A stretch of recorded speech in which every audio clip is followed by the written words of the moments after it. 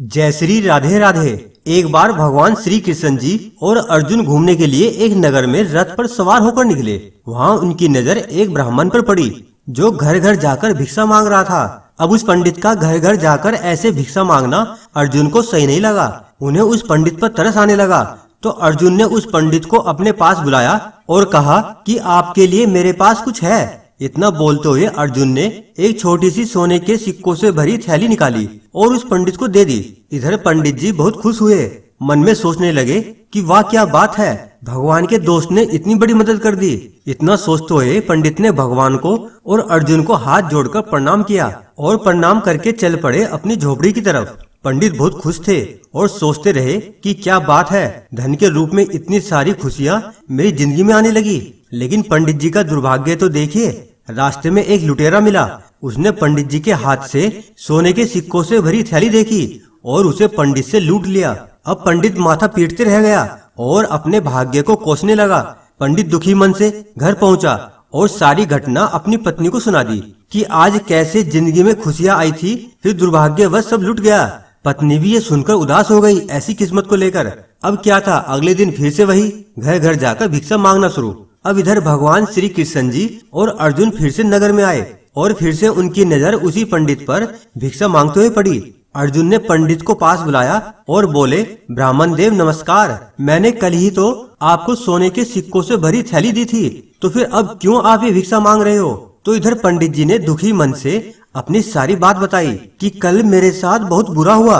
अर्जुन ने कहा, ठीक है, आप चिंता न करें, आपके लिए मेरे पास एक बहुत कीमती चीज है जिससे आपके दिन सुधर जाएंगे। इतना बोलते हुए अर्जुन ने एक बेशकीमती मोती, जिसकी कीमत नहीं आकी जा सकती थी, वो निकालकर अर्जुन ने उस पंडित को दे दिया और कहा कि इसे अपने पास संभाल कर रखिए। पंडित जी बहुत खुश हुए और हाथ जोड़कर अर्जुन को प्रणाम करते हुए बोले कि आप सर्वश्रेष्ठ धनुर्धर ही नहीं बल्कि महान इंसान भी हैं। उधर भगवान श्री कृष्ण जी ये सब घटना देखकर मनी मन मुस्कुरा रहे थे, क्योंकि वो भूत भविष्य सब जानते थे कि क्या होने वाला है और क्या नहीं। इधर पंडित जी खुशी खुशी अपनी झोपड़ी की तरफ चल दिए। तो अब जब पंडित जी झोपड़ी पहुँचे तो वहाँ पत्नी नहीं थी, वो पानी भरने एक घड़ा लेकर नदी के पास गई हुई थी। अब इधर पंडित जी वो जगह खोजने लगे कि कहाँ इस कीमती मोती को छुपाऊं कि कोई इसे चोरी ना कर ले। तो वहीं एक पुराना सा पानी का खाली घड़ा रखा था। पंडित जी ने वो मोती उसी के अंदर रख दिया। अब मोती को उस घड़े में रखकर पंडित जी चिंता मुक्त हुए और ये सोचकर चैन की लंबी सांस ली कि अब इस पर किसी की नजर नहीं पड़ेगी। अब पंडित जी आराम करने के लिए चले गए और कुछ देर में उन्हें नींद आ गई। इसी बीच पंडित की पत्नी नदी से घड़े में पानी भरकर पानी के लिए घर की ओर चली आ रही थी कि दुर्भाग्यवश पंडित की पत्नी का पैर एक झाड़ में फंस जाता है और संतुलन बिगड़ जाता है, जिस वजह से पानी का घड़ा नीचे गिरकर फूट जाता है। पत्नी खुद को संभालते हुए दोबारा खड़ी होती है और पानी भरने के लिए घर से दूसरा घड़ा लेकर आती है। अब दुर्भाग्यवश ये वही घड़ा था जिसमें पंडित ने अर्जुन का दिया हुआ वो कीमती मोती छुपाया था। अब वो घड़ा जब पत्नी ने नदी में पानी भरने के लिए टेढ़ा किया तो वो कीमती मोती उसी पानी में बह गया।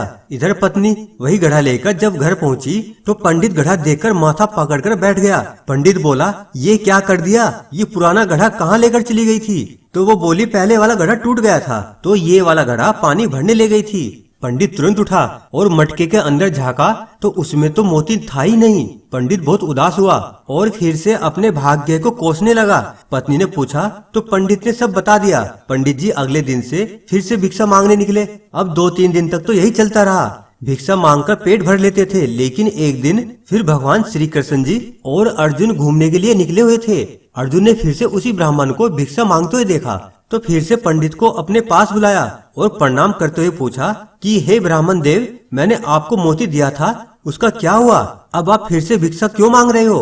तो पंडित जी बोले, क्या बताऊं महाराज, मेरा तो दुर्भाग्य चल रहा है, किस्मत ही फूटी हुई है। मैंने वो मोती छुपा के एक पुराने घड़े में रख दिया था ताकि किसी की नजर ना पड़े और चोरी ना हो जाए। तो जब मैं सो गया तो पत्नी वो घड़ा उठाकर पानी भरने नदी पर चली गई तो वो मोती भी उसी नदी में बह गया। अब अर्जुन ने भगवान श्री कृष्ण जी की तरफ देखा और हाथ जोड़कर कहा, हे प्रभु, अब आप ही मदद कीजिए इस ब्राह्मण की। तब भगवान श्री कृष्ण जी ने अपने पास से 2 सिक्के निकालकर पंडित को दिए और बोले कि आप एक काम कीजिएगा कि अब घर उस रास्ते से मत जाना जिस रास्ते से हमेशा जाते हो। तो पंडित बोला ठीक है भगवान, जो आपकी इच्छा। इधर पंडित रास्ते भर सोचता रहा कि अर्जुन जी बहुत अच्छे हैं, उन्होंने मुझे इतना सारा धन देकर मेरी मदद करनी चाहिए, लेकिन भगवान ने तो सिर्फ 2 पैसे दिए। भला अब इन 2 पैसों से क्या होगा मेरी जिंदगी में। अब पंडित जी यही सोचते हुए जा रहे थे कि तभी नदी किनारे से एक मछुआरा अपने हाथ में जाल लेकर आ रहा था। उस जाल में बहुत ही सुंदर सी मछली फंसी हुई थी। जब पंडित जी ने देखा कि अभी भी मछली में जान बाकी है, तो उसने सोचा कि ये पैसे मेरे किसी काम के तो है ही नहीं, तो क्यों ना इसे मछुआरे को देकर इस मछली की जान बचा लूं। तो पंडित ने वो 2 सिक्के मछुआरे को दिए और कहा कि आप इस मछली को अब आजाद कर दो। तो मछुआरे ने वो मछली पंडित को दे दी। पंडित ने वो मछली तुरंत अपने कमंडल में डाल ली। कमंडल में पानी था जिससे मछली की जान बच गई। तो पंडित जी अब नदी किनारे गए ताकि वो मछली को नदी में छोड़ दे। तो जैसे ही पंडित जी ने अपना कमंडल टेढ़ा किया, मछली उछलकर नदी में गिर गई। लेकिन उन्होंने देखा कि उनके कमंडल में वही कीमती मोती जो उन्हें अर्जुन ने दिया था चमक रहा था। पंडित को अपनी आंखों पर विश्वास नहीं हो रहा था। जी हाँ, ये वही मोती था जो मछली ने खा लिया था और वही मछली घूम फिरकर पंडित के कमंडल में आ गई थी और उस मोती को कमंडल में उगल दिया। इधर पंडित जी खुशी के मारे चिल्लाने लगे कि मिल गया मिल गया। तो जब वो चिल्ला रहे थे तो उसी समय वही लुटेरा भी वहाँ से गुजर रहा था जिसने पंडित के सोने की थैली लूटी थी। वहीं से कुछ दूर राजा के सैनिक भी आ रहे थे। तो लुटेरे ने पंडित की आवाज सुन ली कि लगता है पंडित मुझे ही बोल रहा है कि मिल गया मिल गया। लगता है इस बार वो मुझे सजा दिलवाकर ही रहेगा। सामने से सैनिक भी आ रहे थे। ये देख लुटेरा दौड़ करके आया और पंडित जी के चरणों में गिर गया और कहा कि ये लो अपने सोने के सिक्कों वाली थैली और मुझे जाने दो। अब पंडित जी के चरणों में वो लुटेरा आ चुका था। पंडित जी के हाथ में वो सोने के सिक्कों से भरी थैली और दूसरे हाथ में वो मोती भी था। अब सब कुछ अच्छा हो गया था, जो खोया था सब फिर से मिल गया था। इधर अर्जुन ने जब ये सब कुछ देखा तो भगवान श्री कृष्ण जी की तरफ देखते हुए बोलते हैं, भगवान ये कौन सी लीला है, आपने ऐसा क्या किया कि मैंने उस पंडित की मदद की तब तो कुछ नहीं हुआ, लेकिन आपने बस 2 साधारण से सिक्के दिए और सारा खेल ही पलट गया। उस पंडित के तो वारे न्यारे हो गए।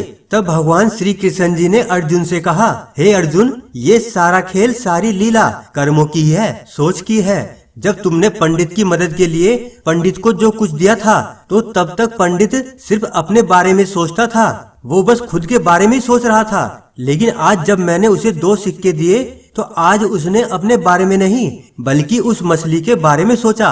अब ऐसे में जहाँ उसने किसी का अच्छा करने के बारे में सोचा और किया भी, तो कर्म ने अपना खेल दिखा दिया और पंडित को उसके कर्म का फल मिल गया।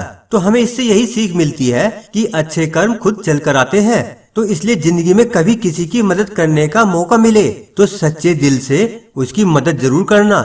जब आप किसी की दिल से मदद करोगे तो आपको उसका फल तो मिलेगा ही, साथ में सामने वाले की दुआ भी मिलेगी। और सच्चे दिल से निकली दुआ बहुत काम आती है और बड़ा चमत्कार कर देती है। जय श्री राधे राधे।